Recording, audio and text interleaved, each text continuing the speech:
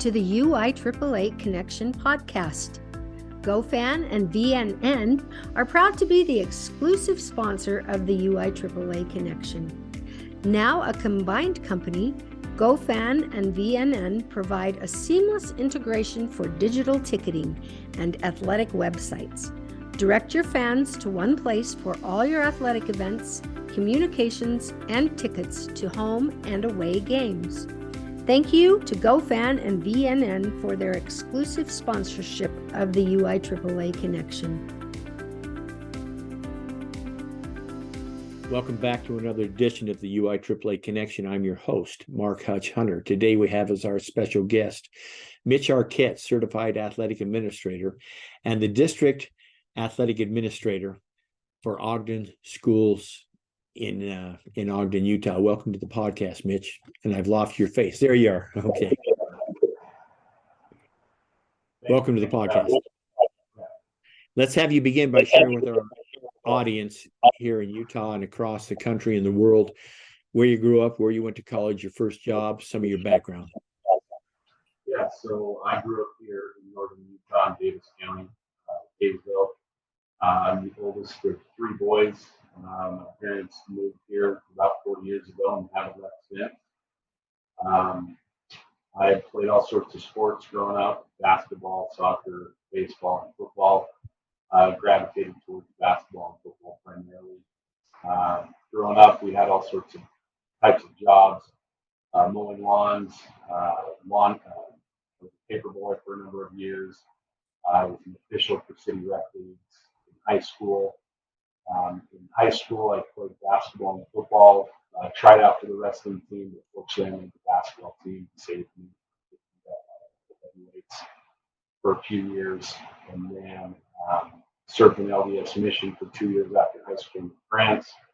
And then I played, did my undergraduate degree at the University of Utah, where I played football, recruited by Coach McBride, played for Urban Meyer for Pilot. And I have been in education. I began teaching in 2009. Thanks for sharing that, Mitch. I know you spoke a little bit about your participation in high school and in college. I want a little bit more of yours. Did you just play like me from a young age, all the sports in Little League, played them all, got called home at night because you were just playing out in the neighborhood, et cetera, et cetera? What are some of your memories of playing youth sports? Oh, yeah. Just growing up in the neighborhood, I mean, every kid had a basketball hoop. We played basketball until, the lights were turned off by mom and dad.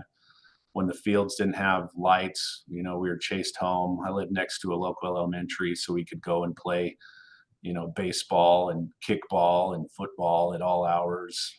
Started, recreation leagues, AYSO for soccer, junior jazz for basketball, and then moved towards, comp and AAU. Football, I began when I was about 11 years old. I was a big kid, wasn't super coordinated. And at that time they had heavyweight rules. So I had to play with older kids, and I got pounded on for the first couple of years, but I had some coaches that encouraged me to continue playing the sport. And I'm glad they did. And, you didn't have the X on your helmet? Yep, we got the X. Okay. I was an X-Man for a number of years. I don't know if they still do that in youth football. No, they do. Yeah, and then played baseball, but I wasn't coordinated enough to hit the ball well. Part of that was my eyesight. Part of that was just growing into my body. So all that fun stuff. What made you decide? You had years and years of coaching. How did that lead to you becoming the athletic director when you were at Davis, obviously before you came to Ogden? Yeah. I kind of just felt that was the progression. I had been around a lot of great coaches that had moved into athletic directors. My high school basketball coach was Jay Welk there at Davis High.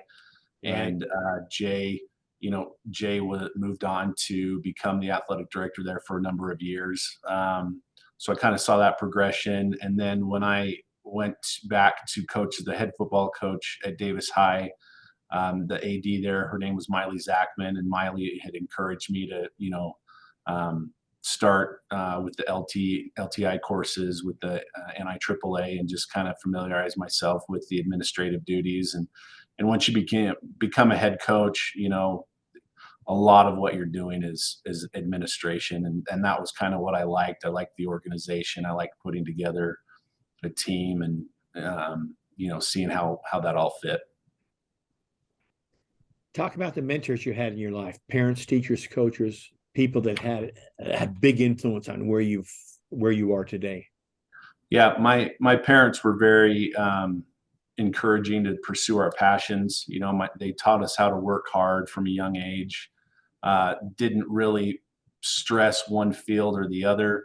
They knew that I enjoyed sports, so they encouraged me to work hard and just do the best I could.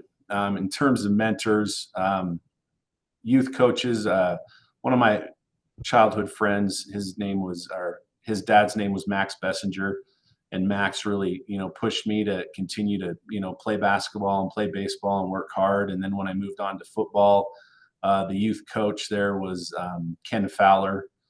Ken's nephew, Blaine Fowler, was a quarterback at BYU back in the national championship. And so he really encouraged me, and Blaine took me into his house and, started weightlifting. And then I got into high school.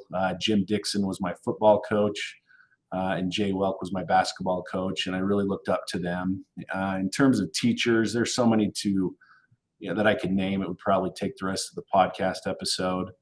But as I looked around, a lot of my neighbors were teachers at some point, and I really respected what they did and how they just treated people. And I thought, after college, I wasn't really certain what I wanted to do professionally. Thought I might go to law school. That wasn't the route, and I gravitated towards coaching and teaching, and I wanted to continue to be involved in football and sports, and that's kind of where I ended up. Let me ask you a follow-up. I knew Jay Welk pretty well when he was the coach in AD. Didn't know Jimmy Dixon very well. If my memory serves me right, was Davis still running the double wing when you played there? Yes. Yeah. So I graduated in 1999. Jim was still running the double wing. And I don't think, in terms of football player, I never took a pass set until I got to college. It was all play action. And so it was a little different Exactly. to go to college and try to learn how to, kick step and do all that stuff. But we ran the double wing. My senior year, we had a lot of fun, competed for the region title. I think our claim to fame is we beat Skyline High School on their string of 5 consecutive state championships there with Roger Dupay. We beat them on a 4th and goal at home. It wasn't our senior night, but then the next week we went and lost to Northridge. So it was kind of a letdown, but it was a lot of fun. But yeah, we ran the double wing there with Jim. That's why you play the game. Yep. As Herm Edwards would say, that's you play to win, and that's why you play the game, because on paper it doesn't matter. I had another question. So let me ask you this. So what prompts a man like you, successful football coach, successful AD at a pretty much a legendary high school, an old high school in Utah with lots of tradition, and then you decide to change jobs and go to Ogden to become the district AD? How does that work? What caused you to do that? What's the thought process? I spending time with my family, and doing what was best for my family. I've got 3 young kids. At Davis High, I don't think there's an athletic director that doesn't wear multiple hats. In Davis District at that time, we were all still teaching full time. Right. So athletic director was only, fortunately I had an administrator in Dr. Greg Wilkie, who was very proactive and gave me, a few prep hours to work as an AD, but it was never enough, so I understand perfectly. You're teaching full time, and you're coaching full time, and I'm doing driver's ed, and I'm teaching online classes, and there just weren't enough hours in the day. So when I applied for this position with Ogden School District, it was just kind of oh, let's see if it happens. I wasn't unhappy, but it just fit for what I think I needed to do for my family, and just my own wellness, I guess you would say. It's still busy, but I'm not as a campus AD right now. And in winter season, they're there 4 nights a week until 10 or 11, cleaning up for wrestling and boys and girls basketball and swimming, all that stuff. So that kind of was what pushed me in that direction. Totally understandable. Thanks for sharing. Yeah. Let me ask you a little bit of a personal question here, Mitch. What's your biggest failure or disappointment in life, and what did you learn from it? I'll just relate this to, what we're talking about here as athletic directors. I think my first year as an athletic director, I came in and I wanted to make changes too quickly. And I think it alienated some of the coaches. I was still the head football coach, and I think that their view was I was doing this to push forward my agenda as a football coach and not as an athletic director. Sure. And I wish I had sat back for a year and got to know the coaches a little bit better, and where they are, where they're going, where they had been, and tried to build that before making changes. I like to, I'm a list maker. I like to write down lists and check off lists. And I think I was just a little too aggressive in that realm. And I wish if I could go back and do that over, that's what I'd do. Well said. Talk about the job of today's athletic administrator and how it's different from when you first got the AD job at Davis. Oh, and by the way, I just had Bo Roundy on here a couple of weeks ago. Yeah. He said great things about you. So anyway, so continue. Yeah, Bo and I coached together for a year. He's the defensive coordinator. He is a hell of a ball coach, better person. He really looks out for kids. So I think even from, pre-COVID, athletic directors were still viewed as, let's prep the field, let's make sure officials are taken care of, and transportation and schedule.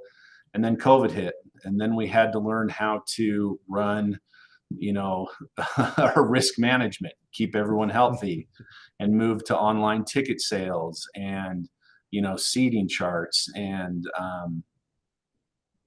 just the technology aspect in that realm has changed a lot. And then, streaming events and contests, through the NFHS network, and, all that fun stuff. I mean, there's so many different things that are in place now, branding and marketing. And even though it wasn't, non-existent 5 years ago, I think it's more important now than ever, especially with things like, transfers and enrollments. So you got to, I don't know if you know Chad Sims, the head basketball coach at Davis High. He always talked about programs are magnets. You're either attracting or repelling people, and you've got to attract people, whether they're coaches or players or whomever. You really need to, promote your brand, your school, your district to let people know the good things that are happening. No, and I think that's a great comment about attracting people. I want to go off on a side note here for a moment, because I'm afraid of what the college transfer portal. Well, first of all, I'm afraid for what it's going to do for university athletics. Yeah. But I think we're already seeing it creep into high school, and I think that is so horrible. I'll tell you a story I heard the other day. I won't name the schools or the ADs, but I heard from an AD at the national conference that this is a successful school, really good in football, and they have a young quarterback, and this quarterback wants to possibly transfer to another school that may be even higher profile than that school, which is hard to do because this school is pretty good. Mm-hmm. And I'm thinking, you're in a successful program. Why would you want to move? Why do you think the grass is greener? But I hate the fact that the transfer portal is basically coming to high school athletics, and these kids are open. Well, they'll find a way around their own. Yeah, I'm just gonna transfer in. I know my son-in-law, well, Coach Kerr down in the corner. He was accused of recruiting that Garcia kid from Cyprus who's playing at Utah next year. Yeah. And he had heard that he wanted to come, but he didn't talk to the parent. The parents just moved him there. Now, I don't know how, I don't know what, the address, the educational guardian, I don't know how they skirted the rules, but, he was there. Yeah. And obviously, well, Eric, if you can play, you're going to play. But because he had two kids from Farmington that did the same thing a couple of years ago that started at Farmington, and they couldn't crack the lineup at corner. Yeah. And I just want your thoughts on this whole transfer thing, because I just don't think it's healthy for college or for high school. I think there's a trickle down effect. I mean, you see the professional athletes and they're free agents and they sign big contracts and get a lot of publicity, and that's all over the news cycle and feed. And now you've got the transfer portal with the NCAA, and kids can come and go. And then you put in the NIL incentives, I can make a lot of money as a college athlete and live a high profile life. And now it's happening with high school kids. And that's just the trend. That's what happens. There at the national conference, John Gordon with the keynote speaker, he talked about when expectations exceed appreciation, then you have no joy. And I'm afraid we're getting to the point where there's not a lot of joy in interscholastic athletics. It's what have you done for me now or lately? And I'm not that far removed from high school. I'm graduating, a little over 20 years ago. It was about community. It was about playing with your friends that you'd grown up Right. with. It was about, I didn't know the kids at Viewmont High School very well or Layton High School. We just played against one another. We didn't have social media where we could follow. We didn't have, 10 different comp teams or 7-on-7 leagues and get to know. They were our enemies. And it was, you played for your school. I wore brown and gold all through Little League, and that was the pride that we'd taken in our lives, and we're excited once we got to high school to wear those colors. So I think parents have part of the blame. Obviously, they want to make help their kids be successful, but I think too often we're preparing the path for our kids instead of preparing our kids for the path. And they need to be able to do hard things and learn lessons and, fight their own battles, so to speak, instead of, I'm going to go what's easier.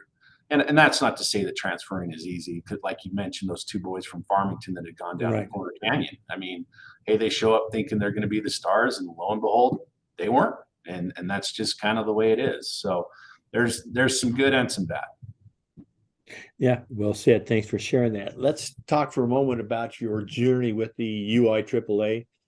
You became the AD. You mentioned it a little bit earlier about someone had told you about getting involved, the previous AD. Mm-hmm. But talk about your journey. I know probably not a great memory, but I know we had you presenting at the conference last year before you got sick. But talk about your journey, how you became involved, and talk to at least our Utah ADs and ADs across the world why it's important to become involved in your state association and the NIAAA. Yeah, so I was hired as the AD in spring of 2019, spring. And at that point, Miley had said, hey, here are some professional development courses. Here's the state association.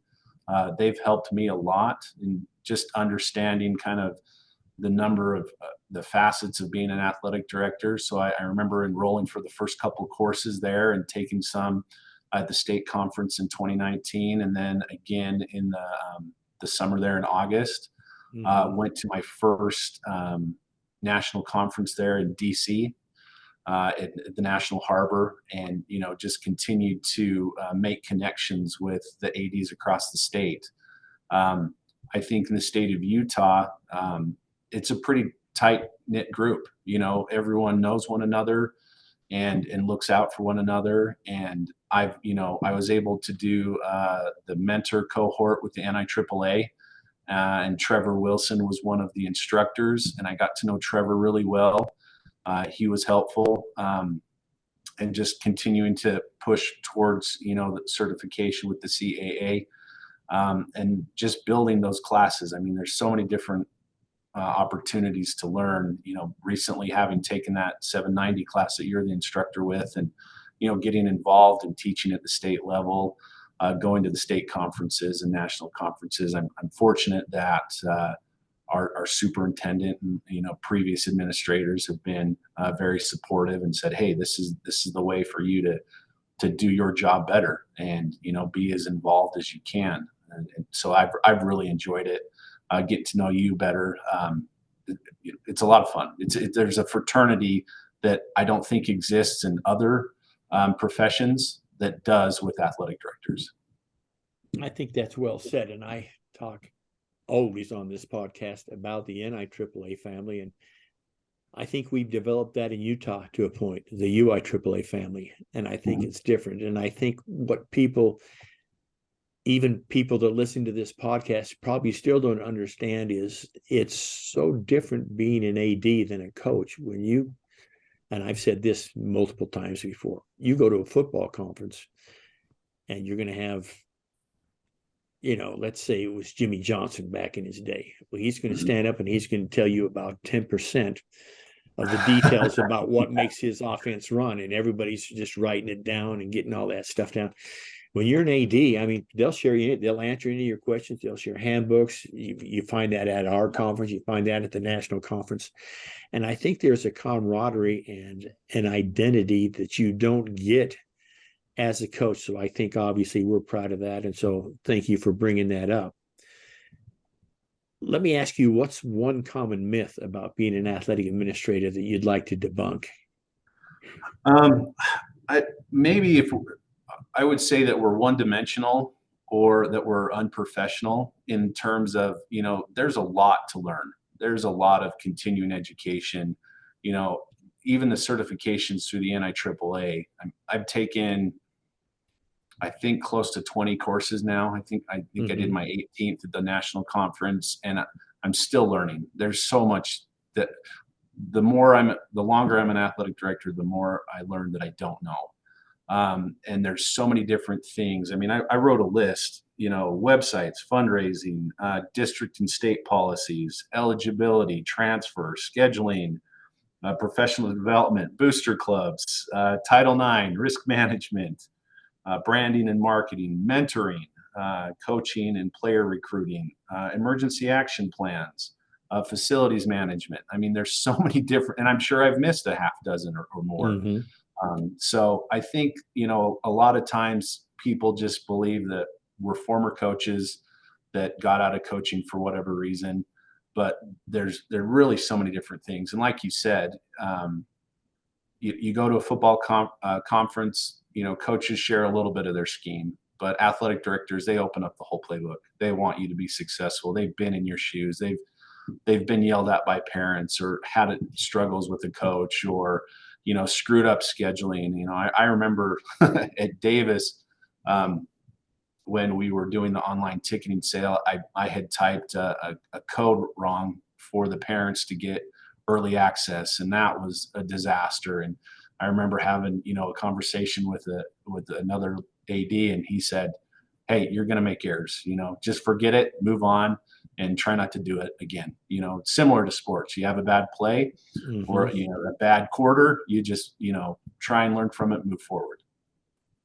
That's great. Let me ask you a follow-up, and I may not have asked this question of anyone before, but you went over that laundry list, which was pretty good, and you did probably miss a half dozen, and I probably missed a half dozen more. When you talk about EAPs, or emergency action plans, just take a moment and talk about the importance, because they were so important. Back when I retired about 10 years ago, they kind of went on the shelf for 3 or 4 years, and now they're back into the the famous word of the day for ADs. Just talk about AEPs and their importance, and then when you're done with that, I will share a story about that.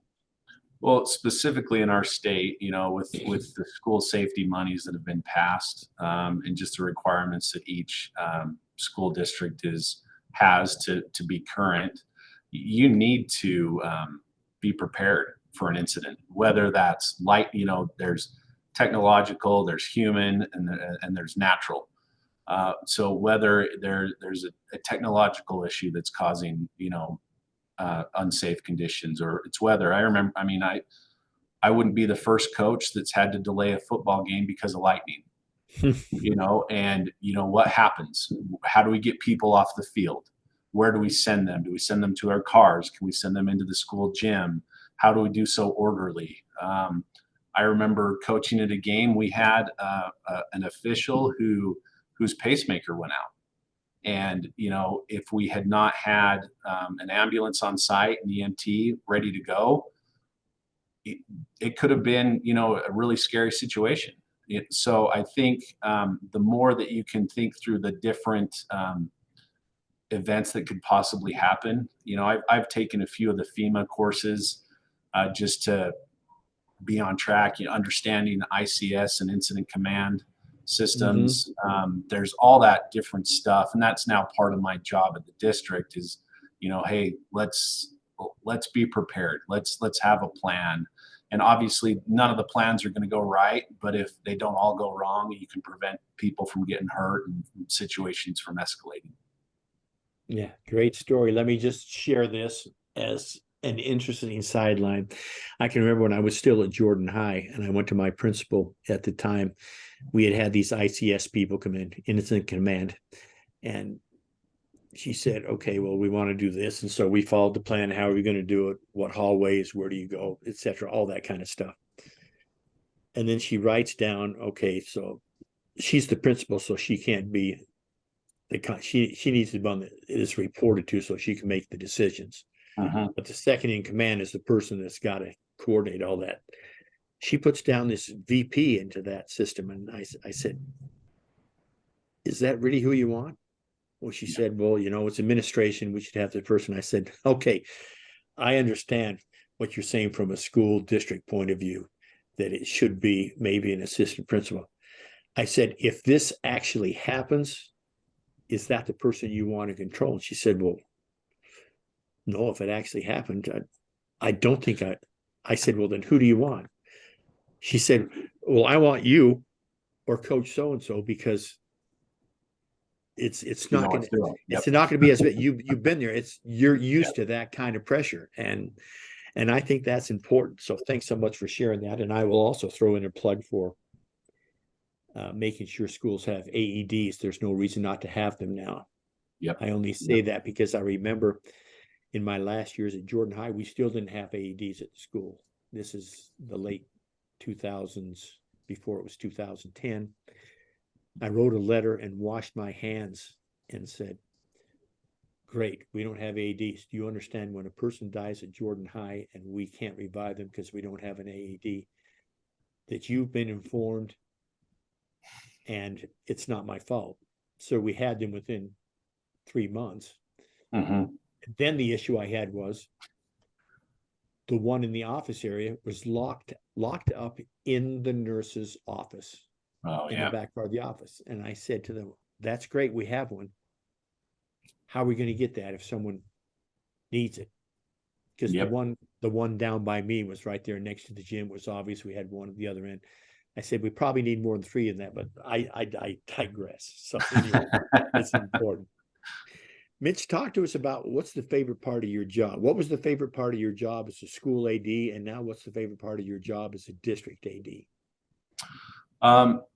As a school AD, it's fun to be involved in all the different programs, the different sports, getting to know the kids, cheering them on. You have a student in class. Hey, good luck at your volleyball game. I'm excited to be there. You get to see and share those successes with them and just kind of support one another and be around it. You're in the thick of things all the time as a campus or school AD. As the district AD, I kind of like to take the macro perspective and just let's go long run. Let's see what we can do to build out here in 3 and 5 and 10 years, and where are we headed. Obviously, you don't see the student athletes as much, and they don't recognize or know you. But it is fun to go and cheer. We've got the 2 high schools with Ogden High and Ben Lomond, and to go to those games and even to see them play against one another, and that rivalry is a lot of fun. and to see those coaches, be successful at both of those schools. Just those relationships, getting to know more people in the district has been a lot of fun too. We've got 5 phenomenal athletic directors with our 2 high school and our 3 middle schools, our junior highs. And they all bring a different perspective and knowledge and experience that, I don't always think of. Hey, how can we do this? And that's been a lot of fun. And they're all at different, points in their journey. One's been a teacher and a coach for 30 years, another 20, a couple, 1 and 2 years, so it's been a really awesome route through the district to get to know them. You talk about your middle school people. I want to inform people, my favorite middle school name is one from your district, Mound Fort Middle School. And if I'm not mistaken, it escapes me at this moment, but I believe the AD there was at the national conference. Yes, Ron Galtier. Yep, Ron. Yeah. He taught on, was it the 617 on strength and conditioning? Yeah. I might be wrong on the number, but he's a certified strength and conditioning coach. Mound Fort. It was hard for me because we have Mound Fort and Mount Ogden, so it took me a while to differentiate the two of those. But yeah, Ron taught at the conference. We gave him a hard time. I think that's the first time I've ever seen him dressed in a suit and tie. He said it's the last time you'll ever see me in a suit and tie. But he was really excited and said he's looking forward to the feedback. And that was, I believe, his first class that he's taught. So he's excited to continue to do that. Well, and I'll put in a plug, and I know you can help me. We're going to teach that 701 and the 700 class in February. Actually, by the time this airs, we will have already taught it, so it may not do us any good. But I know we can count because I'm trying to get the Canyons to send some middle school people in the Jordan district, and Ogden at least has a middle school program to speak of where they compete. These bigger districts probably should have one, and they don't. But anyway, when you said that, I just thought I'd throw that out. So let's finish up with a couple of questions, Mitch. The first one being, you've got Mitch Arquette's 2 suggestions for a brand new athletic administrator. They need to follow your suggestions in order to be a success. What would your 2 suggestions be? I think I'd go back to my big, my failure there is I would get to know my coaching staff really well. I would come in and, just kind of keep status quo, find out, where the coach is or where they've been, where they are, where they want to go. And just really have that servant leader perspective. How can I help them and better their program? And next, I would make certain that there's an alignment with my school administration. What are their expectations? What do they see athletics as? Is it, I look at high schools in particular where they've got academics and arts and athletics. A high school should be founded in academics. I think the arts make the building look and sound better, but athletics is always going to be the front door. So make certain that we have that alignment with the administrative team and get to know everyone in your building. Head secretaries, head custodians, head cooks, all the teachers, the department heads. One year, we gave out a bunch of swag to all of the teachers when we were in the playoffs at Davis High.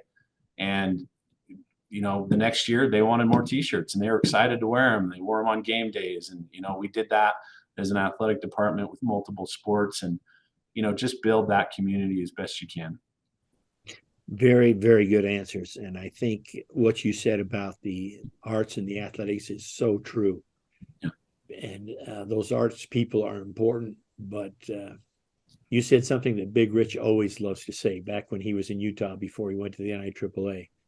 Athletic is the front porch of your school. And people need to understand that, because a successful basketball or football program, the big ones, your life is so much easier as a teacher. Yeah. When that happens, because the kids are on board. So we'll finish with this question, Mitch.